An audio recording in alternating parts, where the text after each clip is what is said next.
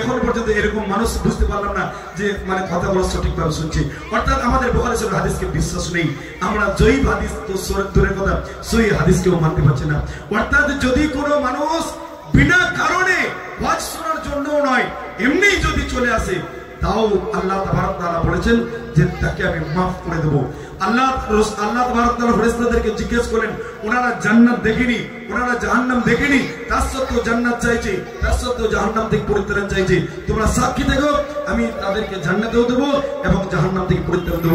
আসসালামু আলাইকুম ওয়া রাহমাতুল্লাহি ওয়া বারাকাতুহু।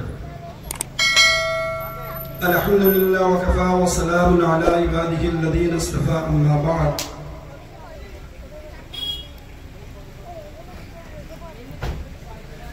أعوذ بالله من الشيطان الرجيم. بسم الله الرحمن الرحيم. فاذكروني أذكركم واشكروا لي ولا تكفرون. رب اشرح لي صدري ويسر لي أمري واحلل عقدة من لساني يفقهوا قولي. শ্রদ্ধেয় সভাপতি সাহেব এবং মঞ্চের মধ্যে এবং সামনে বসে থাকা উলামা কিরাম এবং ইসলাম দরদি বাপ ভাই ও মা ও বোনেরা, প্রশংসা মাত্র সেই আল্লাহ তাবারক তাআলার জন্য যিনি আমাদেরকে এইরকম মজলিস অনুষ্ঠিত করার তৌফিক দান করেছেন। তিনার প্রশংসা করলে আমরা শেষ করতে পারবো না, তা আমরা সকলেই সংক্ষিপ্ত বলে আলহামদুলিল্লাহ। বক্তৃতা শুরু করার আগে আমি একটি হাদিসের কিছু সারাংশ বলছি, হাদিসটা দেখে শুনুন। হাদিসের নম্বর হচ্ছে বুখারী শরীফের হাদিস 1447 নম্বর হাদিস। হাদিস বর্ণনাকারী আবু যার রাদিয়াল্লাহু তাআলা আনহু বলেন যে আল্লাহ তাবারক তাআলা কিছু ফেরেশতাকে সৃষ্টি করেছেন, তারা দুনিয়াতে শুধু ঘোরাফেরা করবে এবং দুনিয়াতে ঘোরাফেরা করতে করতে তারা দেখবে যে কোন জায়গাতে আল্লাহকে স্মরণ করা হচ্ছে। আল্লাহকে স্মরণ বলতে গেলে আল্লাহকে নিয়ে আলোচনা কোথায় করা হচ্ছে বা আল্লাহ রসুলকে নিয়ে আলোচনা কোথায় করা হচ্ছে, এবং সেই রকম মজলিসে গিয়ে সেই ফেরেশতাগুলো বসে যান। এবং এত বেশি ফেরেশতা আসেন যে ফেরেশতাদের সংখ্যা আসমান পর্যন্ত অর্থাৎ আকাশ মণ্ডলী পর্যন্ত পৌঁছে যায়। এবং সেই ফেরেশতারা যখন সেই মজলিস শেষ হয়ে যায়, সেই মজলিস থেকে গিয়ে আল্লাহ তাবারক তাআলা তেনাদেরকে জিজ্ঞাসা করেন যে তোমরা কোথায় ছিলে, অথচ আল্লাহ তাবারক তাআলা সবকিছুই জানেন। ফেরেশতারা সম্পূর্ণ উত্তর দিয়ে থাকেন যে আপনার কিছু বান্দা এরকম ব্যস্ততার মধ্যে থেকেও হাদিস কোরআনের কথা বা আলোচনা হচ্ছিল বা আপনার জিকিরের মজলিস এক জায়গাতে হয়েছিল, সেই জায়গাতেই আমরা বসেছিলাম। তারপর আল্লাহ বিভিন্ন রকম তেনাদেরকে প্রশ্ন করেন যে যারা ওই মজলিসের মধ্যে ছিলেন তিনারা কি চাইছেন, বলেন যে জান্নাত চাই, জাহান্নাম থেকে পরিত্রাণ চাই। তো আল্লাহ তাবারক তাআলা শেষে ফেরেশতাদেরকে সাক্ষী রেখে বলেন যে তোমরা সাক্ষী থাকো যে আমি তাদেরকে জান্নাত দিলাম এবং তাদের সমস্ত গুনাহ মাফ করে দিলাম। সুবহানাল্লাহ। এটা তো ছিল যারা ইচ্ছাকৃতভাবে এসে বসেছিলেন। এবং ফেরেশতাদের মধ্যে একজন বলেন যে ওই মধ্যে কিছু একজন ব্যক্তি ছিলেন বা কিছু ব্যক্তি ছিলেন যারা জলসা শুনতে আসেননি ছিলেন বা হাদিস কোরআন শুনতে আসেননি ছিলেন, তিনি কোনো কাজে এসেছিলেন, তিনি এসে দেখছেন যে এখানে হাদিস কোরআন আলোচনা হচ্ছে, তিনি বসে পড়েছেন। আল্লাহ তাবারক তাআলা বলেন আমি তিনারও গুনাহ মাফ করে দিলাম। হাদিসের নম্বর নোট করুন, 1447 নম্বর হাদিস, বুখারী শরীফের হাদিস। এরপরে আমরা যেখানে হাদিস কোরআনে আলোচনা হবে সেখানে কোনো রকমের উল্টো পাল্টা কিছু কাজ না করে আমরা হাদিস কোরআনে আলোচনাকে ভালোভাবে শুনবো, যাতে আমাদের গুনাহ আল্লাহ তাবারক তাআলা মাফ করবেন এবং তার সাথে সাথে আমাদেরকে জান্নাতে দিবেন। আল্লাহ তাবারক তাআলা কোরআনের মধ্যে সূরা বাকারার মধ্যে বললেন ফাযকুরুনি আযকুরকুম, যে তোমরা যদি আমাকে মনে করো তাহলে আমি তোমাদেরকে মনে করব। এখান থেকে পরিষ্কার বোঝা যাচ্ছে যে আল্লাহকে স্মরণ করা প্রত্যেকটি মানুষের উপরে কর্তব্য, ফরজ ও ওয়াজিব। কারণ আল্লাহ তাবারক তাআলা যে জায়গাতে মুসলমান, মুমিন, যাকাত দেনেওয়ালা এবং সদকা দেনেওয়ালা এদের প্রশংসা করেছেন সূরা আহজাবের মধ্যে 22 নম্বর পারাতে আল্লাহ বললেন ইন্নাল মুসলিমিনা ওয়াল মুসলিমাত ওয়াল মুমিনিনা ওয়াল মুমিনাত ওয়াল কানিতিনা ওয়াল কানিতাত ওয়াস সাদিকিনা ওয়াস সাদিকাত ওয়াল খাশিঈনা ওয়াল খাশিয়াত ওয়াল মুতাসাদ্দিকিন ওয়াল মুতাসাদ্দিকাত বলার পরে আরো অনেক কিছু গুণ বর্ণনা করার পরে বলেন ওয়াযাকিরিন আল্লাহ কাসীরা ওয়াযাকিরাত ওয়া'আদাল্লাহু লাহুম মাগফিরাতান ওয়া আজরান আযীমা। যে আল্লাহ তাবারক ওয়া তাআলা অবশ্যই মুসলিম মুমিন মানে মুমিনা এবং রোজা রাখনে वाले মানে পুরুষ মহিলা সাদকা দেনে वाले পুরুষ মহিলা সবারই প্রশংসা করার পরে বললেন যারা সব সময় আল্লাহকে স্মরণ করে তাদের সেই রকম পুরুষ এবং মহিলা সকলের জন্য রয়েছে খুবই দামি পুরস্কার। এবারে আমরা এখানে বুঝবো যে আল্লাহকে স্মরণ করতে হয় কেমন ভাবে। আল্লাহকে স্মরণ করার দুই রকম পদ্ধতি আছে, অর্থাৎ আল্লাহর জিকির কেমন ভাবে হয়। বিভিন্ন রকম আমলে সালেহা অর্থাৎ নামাজ, রোজা, যাকাত, হজ এই সমস্ত ইবাদতগুলোর মাধ্যমেও আল্লাহকে স্মরণ করা চলে। ওই রকমই এমন কিছু কাজ যেগুলো শরীয়তের মানা আছে সেগুলো মানুষকে মানা করে এবং যেগুলো ওয়াজিব সেগুলোর জন্য আদেশ করে। অর্থাৎ কোরআনের মধ্যে আল্লাহ তাআলা বলেছেন কুনতুম খায়রুল উম্মাতিন উখরিজাত লিন-নাস তা'মুরুনা বিল মা'রুফ ওয়া তানহাউনা আনিল মুনকার। অর্থাৎ তোমরা যে শেষ নবীর শ্রেষ্ঠ উম্মত হতে পারবে তখনই যখন তোমরা মানুষকে খারাপ কাজ থেকে রুখবে এবং ভালো কাজের জন্য আদেশ করবে। এইখানে আমরা প্রত্যেকটি গার্জিয়ান অবহেলা করি, নিজেরা নেকির কাজ করি কিন্তু বাড়ির লোককে নেকির কাজ করার জন্য আদেশ করি না। তার সাথে সাথে গার্জিয়ান যাদের সন্তানরা ভালো উপার্জন করে, ভালো ব্যবসা করে, ভালো ইনকাম করে, তারা যদি নামাজ ছাড়ে তাদের জন্য বলার ক্ষমতা নিজের মাতা বা নিজের পিতার থাকে না। যদি বাবার স্টল থাকে, বাবার যদি শোরুম থাকে, বাবার যদি জমি থাকে, তাহলে সেই বাবা যদি এইরকম ভাবে যে তোদের পয়সা না নিয়ে আমার চলে যাবে, সেই রকম বাবার একটু বলার মানে সাহস পাই যে তুমি নামাজ পড়ছো না, তুমি যুবক আছো, তুমি মানে গুনার কাজ ছাড়ছো না, তুমি যুবক আছো, এইরকম বলার ক্ষমতা ওই সমস্ত বাবারা পারে। কিন্তু যে বাবারা এখন যুবক ছেলেদের রোজগারে খাওয়া দাওয়া এবং তাদের ডাক্তার বাণী সবকিছু হচ্ছে, তিনারা বলার সাহস পান না। অর্থাৎ এই যে নেকির কাজের আদেশ এবং খারাপ কাজ থেকে রোকার যে মানে জিনিসটা, এটা শুধু আমরা এটাই ভাবি যে ইমাম সাহেব জুম্মার দিনে খুতবাতে বলবে ওটাই যথেষ্ট। যদি ইমাম সাহেবের কথাতে মানুষ চেঞ্জ হয়ে যেত তাহলে ফজরের নামাজ আর এক কাতার থাকতো কি না, মসজিদ তিন তালা কি খালি থাকতো, সম্পূর্ণ মসজিদ ভর্তি হয়ে যেত। কারণ এমন কোন মসজিদ নেই যেখানে নামাজ সম্পর্কে আলোচনা হয় না, বাকিদের সব বিষয় নিয়েই আলোচনা হয়। কিন্তু আজ আমরা দেখতে পাই যে লোকরা নামাজ পড়ে সেগুলোই পড়ে, এমনকি যারা জুম্মা পড়তে যায় তিনারা প্রতিজ্ঞা করে যান যে ইনশাআল্লাহ আজিজ আজকে আসর নামাজ পড়বো না। হয়তো শুনতে খারাপ লাগবে কিন্তু কথাটা সত্য। আমার বলার বিষয় হচ্ছে যে ভালো কাজের জন্য ডাকা, খারাপ কাজ থেকে রোকা, এটা আমাদের উপরে কর্তব্য। শুধু এটা যদি করি তাহলে আমরা নেকি পাবো। এটার নাম হচ্ছে জিকির। অর্থাৎ আল্লাহর নৈকট্য লাভ করার জন্য, আল্লাহর নিকটবর্তী হওয়ার জন্য যে কোনো ইবাদত করব সেগুলোই হবে জিকির। এটা হচ্ছে এক নম্বর। দ্বিতীয় নম্বর হচ্ছে কিছু নির্দিষ্ট শব্দ আছে, সেই শব্দগুলো যদি আমরা মানে বুঝে আমল করি তাহলে সেগুলো আল্লাহকে স্মরণ করা হবে। নামাজ, রোজা, যাকাত, হজ যে কোনো ইবাদতই যদি হাদিস কোরআন অনুযায়ী না হয় তাহলে সেই নামাজ যেরকম গ্রহণযোগ্য হয় না, ওই রকমই যদি জিকির আল্লাহর রাসূলের হাদিস অনুযায়ী না হয় তাহলে জিকির কার্যকারী হবে না। এক নম্বর জিকির বুঝতে পারলেন।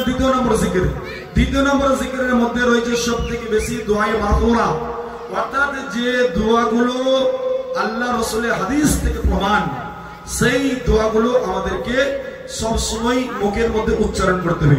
কিন্তু জিকিরের তিনটি ধরন আছে, অর্থাৎ জিকির করার সময় তিনটি ক্যাটাগরি আছে। নাম্বার 1 মুখের মধ্যে শুধু উচ্চারণ করা। নাম্বার 2 মনে মনে কল্পনা করা। নাম্বার 3 মুখে উচ্চারণ করা, মনের মধ্যে মানেগুলোকে ভেবে আল্লাহকে স্মরণ করা। এই 3 ধরনের জিকির হয়ে থাকে। বেশিরভাগ মানুষ 1 নম্বরটাকে করে থাকে, অর্থাৎ মুখের মধ্যেই শুধু বলে সুবহানাল্লাহ সুবহানাল্লাহ আল্লাহু আকবার লা ইলাহা ইল্লাল্লাহ, তিনি এই শব্দগুলোর মানেও বোঝেন না। যার কারণে এগুলো উচ্চারণ করার সময় সুন্দরভাবে উচ্চারণ করেন না। অথচ আল্লাহ রাসূল সাল্লাল্লাহু আলাইহি ওয়াসাল্লাম বুখারী শরীফের লাস্ট হাদিসের মধ্যে বললেন যে দুটো শব্দ, কালিমাতানি হাবিবাতানি ইলা রহমান সাকিলাতানি ফিল মিজান সুবহানাল্লাহি ওয়া বিহামদিহি সুবহানাল্লাহিল আযীম।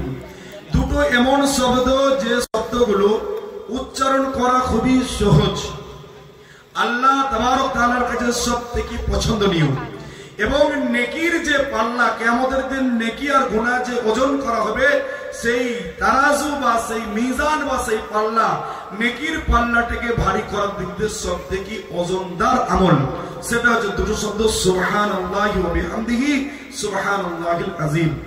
এই শব্দগুলো উচ্চারণ যদি শুধু মুখে করা হয় হয়তো কম নেকি পাওয়া যাবে, কিন্তু যখন এই শব্দগুলো মানে জেনে মনের মধ্যে ভাবা আর তার সাথে সাথে মুখের মধ্যে উচ্চারণ করা, এটাতে বেশি নেকি পাওয়া যায়। আর এমনও সময় আছে শুধু মুখে উচ্চারণ মানে মনে মনে ভাবা হয় কিন্তু মুখে উচ্চারণ করা হয় না, তখন নেকি পাওয়া যাবে।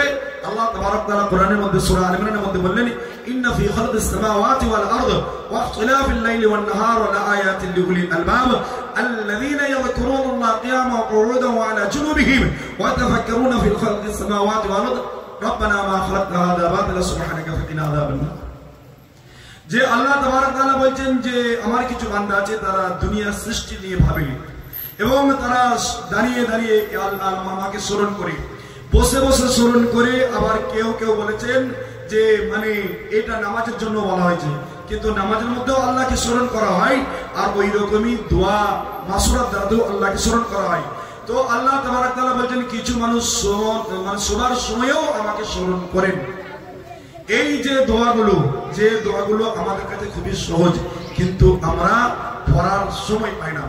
আল্লাহ রাসূল বললেন যদি কোনো ব্যক্তি মানে নামাজের শেষে আল্লাহুম্মা ইন্নী আলা যিকরিকা ওয়া শুকরিকা ওয়া হুসনি ইবাদাতিক এই শব্দগুলো উচ্চারণ করে, তাহলে সেই ব্যক্তি মানে জান্নাতে যাওয়াকে কোনো জিনিস রুখতে পারবে না। অন্য হাদিসে এসেছে যদি কোনো ব্যক্তি মানে ফরজ নামাজের পরে আয়াতুল কুরসি অর্থাৎ আল্লাহু লা ইলাহা ইল্লা হুয়াল হাইয়ুল কাইয়্যুম এই আয়াতটা পাঠ করেন, তাহলে সেই ব্যক্তিকে জান্নাতে যাওয়ার মানে রোকার জন্য শুধুমাত্র মৃত্যু অপেক্ষা করছে, অর্থাৎ মৃত্যুর পরেই তিনি জান্নাতে যাবেন। আমার বলার বিষয় যেটা ছিল যে আমরা যখন তাসবিহ বা আল্লাহর জিকির করব তখন শব্দগুলোর মানে জানার চেষ্টা করব। যে হাদিসটা বলেছে যে সুবহানাল্লাহ বিহামদি সুবহানাল্লাহিল আযীম, এই শব্দটার মানে আমাদেরকে ভালোভাবে জানতে হবে। যদি আমরা মানে ভালোভাবে জানি তাহলে আমরা অত স্পিড এগুলো পড়বো না। মানেটা কি? সুবহানাল্লাহ মানে হচ্ছে আল্লাহ সমস্ত রকমের অপবিত্র, সমস্ত রকমের মানে যেগুলো নাকিস বলা হয় আল্লাহর জন্য প্রযোজ্য নয়, সেই সমস্ত জিনিস থেকে পবিত্র। অর্থাৎ আল্লাহ কাউকে জন্ম দেননি, আল্লাহ কাউকে কারো কাছে জন্ম হননি, আল্লাহ কোনো কাজ করার জন্য কারোর সাহায্য নেন না, আল্লাহ কোনো কিছু বিচার করার জন্য কারোর সমকক্ষ নন। এইরকম ভেবে যে আল্লাহ সেই সমস্ত জিনিস থেকে পবিত্র, অর্থাৎ আল্লাহর কখনো ঘুম আসে না, আল্লাহ কখনো নিদ্রায় যান না, আল্লাহ কখনো তন্দ্রায় যান না, আল্লাহ কখনো এলে যান না, আল্লাহ কখনো পেরেশান হন না, অর্থাৎ আল্লাহ সর্বসময় পবিত্র। আল্লাহর সমস্ত প্রশংসা আল্লাহর জন্য। একটা শব্দের মানে হলো। দ্বিতীয় শব্দ সুবহানাল্লাহ বিহামদিহি সুবহানাল্লাহিল আযীম, এবং ফের আল্লাহ পবিত্র এবং আল্লাহ সর্বশ্রেষ্ঠ। ওনার উপরে কেউ নেই, ওনার নিচে কেউ নেই, ওনার ডানে কেউ নেই, ওনার বাঁয়ে কেউ নেই। হুয়াল আউয়াল ওয়াল আখির ওয়াল যাহির ওয়াল বাতিন। অর্থাৎ এইরকম ভেবে যখন আপনি তাসবিহ করবেন তখন আপনার তাসবিহটা গ্রহণযোগ্য হবে। ওই রকমই আল্লাহ রাসূল বললেন যখন তোমরা মানে নামাজ পড়বে না, ফরজ নামাজের পড়ে আল্লাহুম্মা আনতাস সালাম ওয়া মিনকাস সালাম তাবারাকা ইয়া যাল জালালি ওয়াল ইকরাম, এই দোয়াগুলোর মানে জেনে যদি আমরা পড়ি তাহলে গ্রহণযোগ্য হবে। আমরা রুকুতে যাই সুবহানাল্লাহ সুবহানাল্লাহ সুবহানাল্লাহ, যে এই যে দোয়াটা আমরা পড়ি সুবহানা রাব্বিয়াল আযীম, এই দোয়াটা যখন মানে জেনে রুকু করব তখন আমাদের রুকু করতে ভালো লাগবে। ওই রকমই এগুলো সব আল্লাহর জিকিরের মধ্যে আছে। এবং রুকু সাজদার মধ্যে আরো যে দোয়াগুলো আছে, সেই দোয়াগুলো পড়া, সমস্ত দোয়াগুলো পড়ার সময় আমাদেরকে মানে জেনে পড়তে হবে। এবারে আসছে যে যদি মানে কোনো মানুষ মানে এই তাসবিহ না করে তাহলে সেই ব্যক্তির কি হতে পারে? এর আগেই আমি প্রথমেই বলে দিয়েছি যে আল্লাহ বলেন ফাযকুরুনি আযকুরকুম ওয়াশকুরুলি ওয়ালা তাকফুরুন। অর্থাৎ যদি তোমরা আমাকে স্মরণ করো তাহলে অবশ্যই আমি তোমাদেরকে স্মরণ করব। আর আল্লাহকে যদি আমরা একবার স্মরণ করি আল্লাহ তাবারক তাআলা আমাদেরকে 10 বার স্মরণ করবে। স্মরণ করার মধ্যে সর্বশ্রেষ্ঠ যে শব্দগুলো হচ্ছে সেগুলো হচ্ছে কোরআন তেলাওয়াত। আল্লাহ তাবারক তাআলা সূরা রাদের মধ্যে বললেন আলা তাতমাইন্না বিযিকরিল্লাহ ওয়া তাতমাইন্নাল কুলুব, তোমরা আল্লাহকে স্মরণ করো এবং আল্লাহকে স্মরণ করলে তোমাদের অন্তর সন্তুষ্ট থাকবে। এমন কোন ইবাদত নেই, এমন কোন মিউজিক নেই, এমন কোন গান নেই, এমন কোন বাদ্যযন্ত্র নেই যেগুলো শুনলে আপনার আত্মা শান্তি পাবে, শুধুমাত্র আল্লাহর জিকির ছাড়া। অর্থাৎ আল্লাহর জিকির ছাড়া কোন রকমের কোন রাস্তা যদি অবলম্বন করেন আপনি হৃদয় রোগ থেকে বা হৃদয় রোগ থেকে পরিত্রাণ পেতে পারেন না। আপনি যত বড়ই ভালো সিঙ্গারের গান শুনুন না কেন আর যত বড়ই গায়িকার গান শুনুন না কেন, আপনার অন্তর ততক্ষণ পর্যন্ত শান্তি পেতে পারে না যতক্ষণ পর্যন্ত কোরআন তেলাওয়াত এবং কোরআনকে বোঝার এবং ওই রকমই আল্লাহর জিকিরের দ্বারাতে যতক্ষণ পর্যন্ত আপনি নিজের জবানকে ভিজিয়ে না রাখবেন। আরো তাসবিহ রয়েছে যেগুলো আল্লাহ তাবারক তাআলা বলেছেন, তার মধ্যে রয়েছে লা ইলাহা ইল্লাল্লাহু ওয়াহদাহু লা শারীকা লা লাহুল মুলকু ওয়া লাহুল হামদু ওয়া হুয়া আলা কুল্লি শাইইন কাদির। সবথেকে বেশি যেগুলো আছে সুবহানাল্লাহ, আলহামদুলিল্লাহ, আল্লাহু আকবার। এই তাসবিহগুলো প্রত্যেক নামাজের পরে কমসে কম 33 বার করে পড়া একান্তই দরকার। আমাদের কাছে আজ আল্লাহর স্মরণ দূরে চলে গেছে, আমাদের কাছে আল্লাহর জিকির দূরে চলে গেছে। মনে করি এই জিকির অন্য ব্যক্তিদের জন্য। জিকির এইরকম হয় না যে লা ইলাহা ইল্লাল্লাহ একজন আস্তে করে বলছেন আর গলার ভেতরে ইল্লাল্লাহ এরকম করে বলবেন, এরকম আল্লাহ রাসূল কখনোই জিকির করেননি। আল্লাহ রাসূল যে জিকিরগুলো করেছেন নরমাল আওয়াজেই করেছেন, জামাতবদ্ধভাবে করেননি। কিন্তু জামাতবদ্ধভাবে যে জিকিরগুলো হয় সেগুলো হচ্ছে দার্সে কোরআন, সেগুলো হচ্ছে দার্সে হাদিস, সেগুলো হচ্ছে হাদিস কোরআন নিয়ে আলোচনা। কিন্তু আজ আমরা দেখতে পাই যে হাদিসটা আপনাদের সামনে এক্ষুনি বললাম 1447 নম্বর বুখারী শরীফের হাদিস, যে জিকির মজলিসে যদি আমরা শুধু বসি তাহলেও আল্লাহ তাবারক তাআলা আমাদের গুনাহকে মাফ করবেন। কিন্তু আমরা এগুলো অন্তরে বিশ্বাস করি না, শুধুমাত্র মুখে বিশ্বাস করি, কানে শুনি আর অন্তরে বিশ্বাস না করার কারণে আমাদের অন্তরের মধ্যে মওতের ভয় পর্যন্ত উঠে গেছে। যার কারণে আমরা মৃত্যুকে দাফন করার পরেও আমরা হেসে হেসে বাড়ি চলে আসি, বাড়িতে এসে গোশত আলু এবং ডাল দিয়ে ভাতও খেয়ে নিই এবং তাকে ভুলেই যাই। কারণটা কি? কারণ আমাদেরই প্রত্যেকটি ব্যক্তির একটা হক আছে। আল্লাহ রাসূল সাল্লাল্লাহু আলাইহি ওয়াসাল্লাম কিতাবুল ফাই ওয়াল ইমারা আবু দাউদ শরীফের হাদিসের মধ্যে বলেন কুল্লুকুম রাঈন ওয়া কুল্লুকুম মাসউলুন আন রাইয়াতিহি। অর্থাৎ প্রত্যেকটি দায়িত্ববান ব্যক্তিদের তিনাদের দায়িত্বের ব্যাপারে প্রশ্ন করা হবে।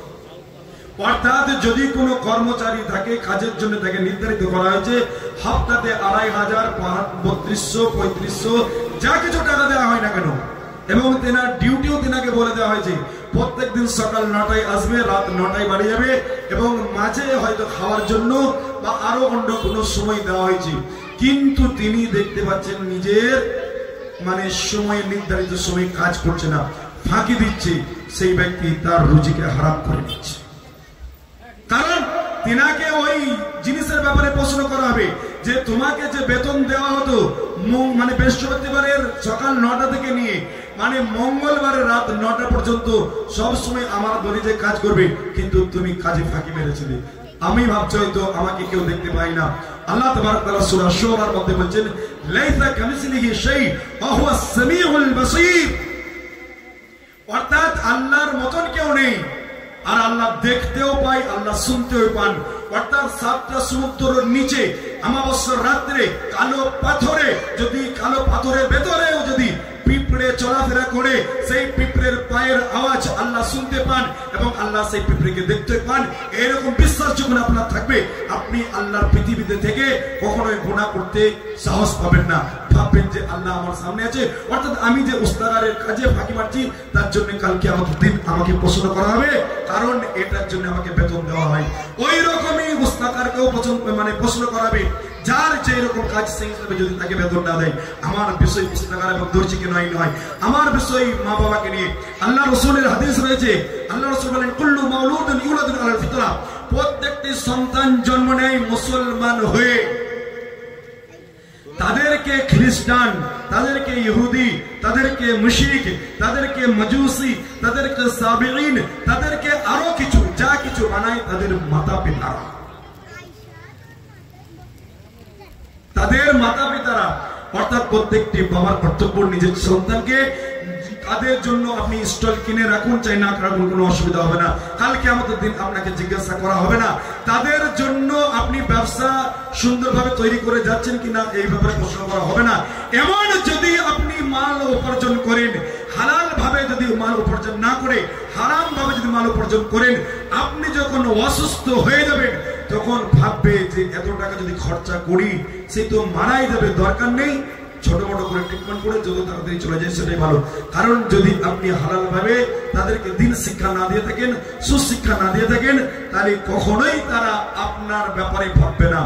আজ পশ্চিমা দুনিয়ার দিকে আমরা দেখি বা মানে ওই দেশগুলো দিকে দেখি, যে দেশে বৃদ্ধ হয়ে গেলে মাতা পিতাকে দেখার মতন কোনো মানুষ থাকে না, তারা একটা করে কুকুর পুষে রাখে, সেই কুকুরকে দিয়ে তারা সমস্ত কাজ করায়। ওই রকমই আরো বিভিন্ন উদাহরণ আছে, তাদেরকে বৃদ্ধাশ্রমে দেয় আর তাদেরকে আমরা আইডিয়াল মানিয়ে নিই। আমরা তাদেরকে ভাবি যে তাদের অনুসরণ করলে আজ দুনিয়া অনেক আগে যাবে, কখনোই নয়। ইসলামকে ফলো না করে অন্য কাউকে ফলো করে কখনোই দুনিয়া মানে শান্তির সাথে থাকতে পারে না। যাই হোক না কেন, প্রত্যেকটি বাবার উচিত নিজের সন্তানদেরকে সুশিক্ষা দেওয়া, তাহলে তারা বুঝতে পারবে যে আল্লাহকে স্মরণ কেমন ভাবে করতে হয়। আর যদি তাদেরকে যদি সুশিক্ষা না দেওয়া হয়, অর্থাৎ এটা ফরজ মনে করতে হবে।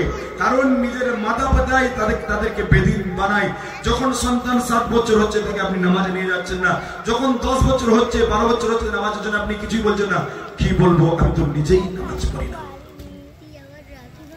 আপনি ভাববেন যে মসজিদের বক্তব্যে শুধুমাত্র বাচ্চাদেরকে পাঠিয়ে দিলে তারা ভালো হয়ে যাবে। সর্বপ্রথম তাদের রুজিটাকে হালাল খাওয়াতে হবে, সেটা কম হোক কিন্তু হালাল রুজি খাওয়ান। তাদেরকে ইসলাম চিনার জন্য সেই ধরনের নিজেদেরকেও তৈরি করতে হবে। শুধু মনে করবেন যে মসজিদের ইমাম সাহেব বা মক্তবের শিক্ষকরাই মানে নিজেদের ছেলেদের জীবন পরিবর্তন করে দেবে, কখনোই না। আমাদের কাছে মাত্র 1 ঘন্টা থেকে 1.5 ঘন্টা সন্তানরা থাকে, আপনাদের কাছে প্রায় মানে 24.5 ঘন্টা থাকছে। আপনারা যদি 5 ঘন্টা তাদের পেছনে মেহনত না করেন, তাদের মানে ফিউচার বা আগামী জীবনটা অনেক খারাপের দিকে যাচ্ছে। খাস করে এখন যে জেনারেশন বা এখন যে সন্তান আমরা দেখতে পাচ্ছি যে তারা সব থেকে বেশি আসক্ত হয়ে পড়ছে মোবাইলের দিকে। আর এর জন্য দোষ নিজের মাতা পিতা, কারণ মাতা পিতারাও মোবাইলের মধ্যে ব্যস্ত হয়ে থাকে। আর আমাদের সন্তানরা আমাদেরকে দেখেই শিখবে। আমার বলার বিষয় কেন এগুলো বলছি, যে এইখান থেকে আপনারা জিকিরের মধ্যে আসবে। আজ হাদিস কোরআনের মজলিসের জন্য কেন লোক ডাকতে হয়, কারণ এরা মর্যাদাটাই বুঝে না। অথচ হাদিসের নম্বর বলা হচ্ছে, অর্থাৎ আমরা অন্তর থেকে আল্লাহকে বিশ্বাস করতে পারছি না। আমরা অনেকজন ভাবি না যে আমরা যদি আল্লাহ রসুলের জামানায় আসতাম তাহলে আমরা অবশ্যই আমরা আল্লাহ রসুলকে মেনে নিতাম। এটা ফালতু কথা। আমরা সবকিছু নিজের চোখে কোরআনের আয়াত পড়ি, হাদিস শুনি, সবকিছু দেখতে পাই, কিন্তু আমরা আমল করার থেকে বেশি আমরা আমল করাবার জন্য মানুষকে উপদেশ দিই। আজকাল মানুষ নিজে বেশি আমল করেন না, স্ট্যাটাসের মাধ্যমে অন্য জনকে বেশি শেখান। মানুষ ফেসবুকের মাধ্যমে অন্য জনকে শিক্ষা দিয়ে থাকেন। আল্লাহ তাবারক তাআলা কোরআনের মধ্যে বলেছেন, ইয়া আইয়ুহাল্লাযীনা আমানু লিমা তাকুলুনা মা লা তাফআলুন, যে তুমি যে কাজ করো না সেটা অন্যজনকে কি করে বলছো। আমরা শুক্রবারে দেখতে পাবো প্রত্যেক ভাই স্ট্যাটাসের মধ্যে দিবে জুম্মার দিনে 5টা সুন্নত অমুক তমুক। সে আল্লাহর বান্দা জুম্মার ফজরের নামাজও পড়েনি, সেই আল্লাহর বান্দা হয়তো ফজরের নামাজও পড়েনি, কিন্তু আজকাল আমরা বেশি মানুষকে জ্ঞান দিই, আমল করি না। জ্ঞান জানার নাম মানে ঈমান নয়, যতক্ষণ পর্যন্ত আমরা আমল না করব। আল্লাহ রাসূলের হাদিসের মধ্যে বলেছেন যে আল আমালু শাজারু আল ইলমু শাজারুন ওয়াল আমালু তামারুন, অর্থাৎ জ্ঞানটা হচ্ছে একটা গাছ আর আমলটা হচ্ছে একটা ফল। বিনা ফলের কোনো গাছের যত গুরুত্ব হয় না। জ্ঞানী অনেক মানুষ আছে পৃথিবীতে, পৃথিবীতে অনেক বেদিন আছে, এনারা কোরআনের তর্জমা করেছেন, কোরআনের ব্যাখ্যা করেছেন, কোরআনের উপর রিসার্চ করেছেন, কিন্তু তাই বলে কি তেনারা জান্নাতে হয়ে যাবেন? না, আমল সহি হতে হবে। অর্থাৎ সহি ভাবে যদি আমল না করি তাহলে কখনোই আল্লাহর কাছে আমাদের মানে নাজাত পাওয়ার কোনো রাস্তা নেই। সর্বশেষ আমি কথাই বলছি যে প্রত্যেকটি গার্জেন নিজেদের সন্তানদেরকে সুশিক্ষা দেওয়ার চেষ্টা করুন, আর হাদিস কোরআনের মজলিসে এসে হাদিস কোরআন শোনার চেষ্টা করুন, শোনার থেকে বেশি বেশি করে আমল করার চেষ্টা করুন। যদি এইরকম মজলিসে এসেও হাদিস কোরআন যদি না শুনি তাহলে আমাদের এই মজলিসে ফেরেশতাদের ডানা আছে বা ফেরেশতারা আমাদের মজলিসে বসে আছে। বুখারী শরীফের 1447 নম্বর হাদিসকে বিশ্বাস করতে পারলাম না, আধ ঘন্টা পর্যন্ত বক্তৃতা করলাম, কিন্তু এখন পর্যন্ত এরকম মানুষ বুঝতে পারলাম না যে মানে কথাগুলো সঠিকভাবে শুনছি। অর্থাৎ আমাদের বুখারী শরীফের হাদিসকে বিশ্বাস নেই, আমরা জয়ী হাদিস তো দূরের কথা সহিহ হাদিসকেও মানতে পারছি না। অর্থাৎ যদি কোনো মানুষ বিনা কারণে ওয়াজ শোনার জন্য নয় এমনি যদি চলে আসে তাও আল্লাহ তাবারক তাআলা বলেছেন যে তাকে আমি মাফ করে দেব। আল্লাহ তাবারক তাআলা ফেরেশতাদেরকে জিজ্ঞেস করেন, ওনারা জান্নাত দেখেনি, ওনারা জাহান্নাম দেখেনি, তার সত্ত্বেও জান্নাত চাইছে, তার সত্ত্বেও জাহান্নাম থেকে পরিত্রাণ চাইছে, তোমরা সাক্ষী থাকো আমি তাদেরকে জান্নাতেও দেব এবং জাহান্নাম থেকে পরিত্রাণ দেব। ওয়াজের মাহফিল দেওয়া, হাদিস কোরআনের মানে মঞ্চ তৈরি করা থেকে বেশি গুরুত্ব হচ্ছে সেখানে মানুষের ওয়াজ শোনা এবং আমল করা। মসজিদে যদি কোনো কিছু নষ্ট হয়ে যায়, যদি কোনো স্লাইড ভেঙে যায়, মানুষ সঙ্গে সঙ্গে স্লাইড দিয়ে দেয়। মসজিদে যদি মানে এসি না থাকে গরমের জন্য, মসজিদের এক এক ব্যক্তি 3-5টা করে এসি দিয়ে দেয়। দুঃখের বিষয় হচ্ছে মসজিদের সব থেকে দামি খোরাক সেটা হচ্ছে মুসল্লি, সেটা পাওয়া যায় না, সেটা খুঁজলে পাওয়া যায় না। মসজিদের সব থেকে দামি যে জিনিস সেটা হচ্ছে মসজিদের নামাজি। ওয়ান্নাল মাসাজিদা লিল্লাহি ফালা তাদউ মা'আল্লাহি আহাদা। শেষের দুটো আয়াতের আমি তরজমা করে শেষ করে দেব যে আল্লাহ তাবারক তাআলা বলেছেন যে ব্যক্তিরা আমাকে স্মরণ করে না তারা পাক্কা মুমিন কখনোই হতে পারে না, তারা মুনাফিক। আপনি কোরআনের আয়াত তুলুন, 5 নম্বর পারা সূরা নিসা লাস্ট নম্বর পৃষ্ঠাতে আল্লাহ তাবারক তাআলা বলেছেন ইন্নাল মুনাফিকিনা ইখাদিউনাল্লাহ ওয়া খাদিহুম ওয়া ইযা কামু ইলা সলাতি কামু কুসালা ইউরাউনা নাস মুযাবযাবিনা বাইনা যালিকা লা হাওলা ওয়ালা হাওলাই। তারপরে আল্লাহ তাবারক তাআলা বলেছেন যে তারা মুনাফিক যারা হয় তারা মানুষকে দেখায় যে আমি নামাজি, কিন্তু তারা নামাজ অন্তর থেকে পড়ে না। তারা যখন ইচ্ছা হয় তখন নামাজ পড়ে, 4 ওয়াক্ত সময় সহিহ ভাবে থাকে তার জন্য নামাজ পড়ে, আর ফজরের নামাজ কোনো গুরুত্বই দেয় না। এরা নামাজের সময় অলসতা করে আর এরা আল্লাহকে স্মরণ করে না, কিন্তু খুবই কম সময় আল্লাহ তাআলাকে এরা স্মরণ করে না, কিন্তু খুবই কম সময়। অর্থাৎ বোঝা গেল যে মুনাফিকদের সবথেকে বড় গুণ হচ্ছে আল্লাহকে তারা সঠিকভাবে স্মরণ করে না, আল্লাহকে সবসময় মনে রাখে না। ইসলাম এমন একটা ধর্ম যে আল্লাহ তাবারক তাআলা বলছেন যে নিদ্রায় যাবে তখনও তোমরা আমাকে স্মরণ করো, যে আল্লাহুম্মা বিইসমিকা ওয়া আমুতু আহইয়া, এবং ঘুম থেকে উঠবে তখন তোমরা আমাকে স্মরণ করো, তখন আলহামদুলিল্লাহিল্লাযী আহইয়ানা বাদা মা আমাতানা ওয়া ইলাইহিন নুশুর। এমনকি নিজের স্ত্রীর কাছে যাওয়ার সময় তখনও দোয়া পড়তে বলছে, বাথরুম থেকে বার হওয়ার সময় তখনও দোয়া পড়তে বলছে। পৃথিবীতে কোনো মানুষ বেঁচে থাকবে সে 24 ঘন্টা দোয়ার মধ্যেই জিকিরের মধ্যেই ব্যস্ত থাকতে হবে। আল্লাহ তাবারক তাআলা কোরআনের মধ্যে বলেন ফাইদা কুদিয়াতিস সালাত ফান্তাসিরু ফিল আরদি ওয়াবতাগু মিন ফাদলিল্লাহ ওয়াযকুরুল্লাহা কাসীরান লাআল্লাকুম তুফলিহুন। তোমরা জুম্মার নামাজ পড়ার পরে শুধু মসজিদের মধ্যে বসে থাকো না, রুজি রোজগার তালাশ করতে থাকো, খুঁজতে থাকো, আর মনে মনে আমাকে স্মরণ করতে থাকো। শুধুমাত্র এক টাইম মানুষ আল্লাহর জিকির করতে পারে না, সেটা হচ্ছে বাইতুল খালা, বাথরুমের মধ্যে যাওয়ার পরে।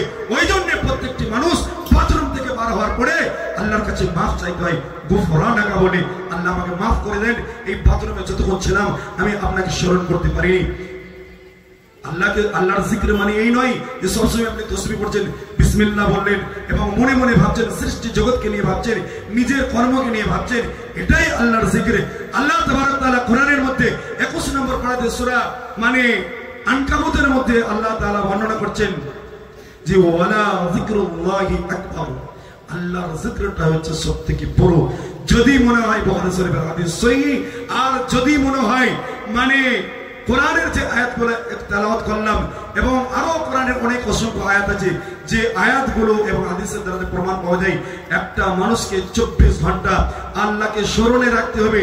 আর আল্লাহকে যখন স্মরণে রাখবেন তখন আপনি গুনাহ থেকে দূরে থাকবেন, আর আল্লাহকে যখন স্মরণে রাখবেন তখন আপনি নেকির কাজের মধ্যে সবথেকে ব্যস্ত থাকবেন। প্রত্যেকটি গার্জিয়ানের দরকার যে তারা যেন নিজেদের সন্তানদেরকে রুজি রোজগার দেওয়ার থেকে বেশি মানে তাদের সুশিক্ষা যেন দিয়ে থাকেন, নাহলে মৃত্যুর পরে অনেক খারাপ অবস্থা আসবে যে আপনি অপেক্ষা করবেন যে আমার জন্য করবে রব্বির হামহুমা কামা রাব্বায়ানি সগীরা, কিন্তু বলার মানে এই অপেক্ষায় থাকবেন কিন্তু কেউ বলবেন না। আর সর্বশেষ যে কথাটা বলছি সেটা এটাই যে মসজিদের অন্যান্য জিনিসের থেকে প্রয়োজন মুসল্লি কি করে বাড়ানো যায়, নামাজি কি করে করা যায়, সেই জন্য আপনি যত অর্থ ব্যয় করবেন যে ব্যক্তি নামাজি হয়ে যাবে সেই ব্যক্তির নামাজের নেকি আপনিও পাবেন। ওই জন্য সব থেকে বেশি আগামী কাল থেকে এই কাজের মধ্যে ব্যস্ত হয়ে যান যে মসজিদকে কি করে আবাদ করা যায়। আল্লাহ তাবারক তাআলা বলেন ইন্নামা ইয়ামুরুকুম মাসাজিদাল্লাহ, যে মসজিদকে ওই ব্যক্তিরা আবাদ করে যার আল্লাহর প্রিয় বান্দা হয়। অর্থাৎ মসজিদের মানে জিনিসের থেকে প্রয়োজন মসজিদের মুসল্লি। যেরকম একটা মানুষের কিডনি খারাপ হয়ে গেলে মানে মানুষটা বাঁচতে পারে না, যেরকম একটা মানুষের হার্ট নষ্ট হয়ে গেলে মানুষ বাঁচে না, একটা মসজিদ তখনই নষ্ট হয়ে যায়, ধ্বংস হয়ে যায় যখন সেই মসজিদের মুসল্লি কমে যায়। আল্লাহ আমাদেরকে সকলকেই 24 ঘন্টা আল্লাহকে স্মরণ করা তৌফিক দান করুন। ইলাল আলামিন। আমরা এখনো অবুঝ, আমরা সব কিছু দেখতে পাচ্ছি, বিভিন্ন রকম মানুষ রোগে আক্রান্ত হচ্ছে, তার সত্ত্বেও আমরা তওবা করছি না। তুমি আমাদেরকে তওবা করার তৌফিক দান করো। ইলাল আলামিন। আমাদের গার্জিয়ানদেরকে তুমি সজাগ এবং সচেতন হওয়ার তুমি তৌফিক দান করো, তাদের সন্তানদেরকে যাতে মোবাইলের ফিতনা থেকে বাঁচাতে পারে সেরকম কঠোর হওয়ার তুমি তৌফিক দান করো। ইলাল আলামিন। যাদের বাবারা এখন পর্যন্ত রাতকে রাত মনে করে দিনকে দিন মনে করে নিজেদের সন্তানদেরকে যেন নামাজের জন্য বলতে পারে সেই তৌফিক তুমি দান করো। ইলাল আলামিন। আমাদের বাবারা এখন পর্যন্ত নিজেদের সন্তানদেরকে হারাম রুজি থেকে যাতে রুখতে পারে সেই তৌফিক দান করো। সারা বিশ্বের মুসলমান যারা অসুস্থ আছে আল্লাহ তাদেরকে সুস্থ করে দাও, যারা দুনিয়া থেকে চলে গেছে আল্লাহ তাদের কবরের আযাবকে তুমি দূর করে দাও, আমাদের রোজগারের মধ্যে বরকত দান করো এবং আমাদের যারা যে ভাইরা জলসা দিয়েছে তেনাদেরকে দিনের পথে চলা তুমি তৌফিক দান করো, তেনাদের নেক উদ্দেশ্যকে তুমি পূরণ করে দাও। এই পাড়ার সকল ব্যক্তিকে রুজি রোজগারের মধ্যে বরকত দান করে দিনের পথে চলা তুমি তৌফিক দান করো এবং মৃত্যুর আগে যেন আমরা মুমিন হয়ে মরতে পারি সেই তৌফিক দান করো। আমিন। ওয়া আখিরু দাওয়ানা আলহামদুলিল্লাহি রাব্বিল আলামিন। আসসালামু আলাইকুম ওয়া রাহমাতুল্লাহি ওয়া বারাকাতুহু।